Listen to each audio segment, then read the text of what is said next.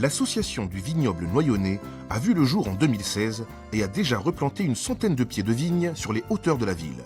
Les premières vendanges sont prévues pour quand déjà ? Pour maintenant.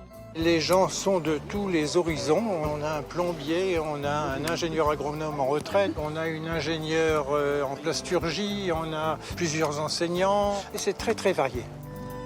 Notre principe dès le départ, c'était de ne pas rentrer dans la spirale infernale du phytosanitaire, c'est-à-dire des traitements. Nous, on a pris une autre option qui est de prendre des cépages résistants aux maladies qui n'ont pas besoin de traitement du tout. Donc les années où on aura beaucoup de raisins, ça sera très bien. Quand on en aura un peu moins, on s'en contentera. On n'a pas le droit de vendre notre production. C'est uniquement pour la consommation familiale, associative. Dans ce qui nous concerne, nous, puisque la mairie nous a prêté la parcelle et le local de vinification, ça sera aussi à partager avec la municipalité pour les festivités qui peuvent être organisées sur la commune. Voilà. Bonjour l'équipe. Bonjour tout le monde. Alors voilà le goûter qui arrive. Vous allez bien? Bonjour. Ça va bien, merci. Installez-vous. Ce sont les dames de l'association Femmes d'aujourd'hui, qui est une association du quartier ici, à côté, et avec lesquelles on a des collaborations depuis plusieurs années déjà, puisqu'elles sont venues nous faire un goûter comme ça le jour de l'inauguration de la parcelle, il y a 2 ans.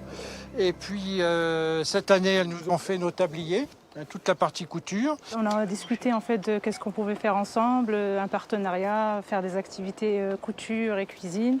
On était partantes, on a dit pourquoi pas. Il y a des femmes qui ne savent pas lire, des femmes qui ne savent pas écrire. On essaie de faire avec eux des ateliers pour les faire sortir un peu de leur isolement. Elles peuvent découvrir les vignes par exemple. J'ai découvert les abeilles, le miel, comment ça se passe. J'avais jamais vu d'aussi près.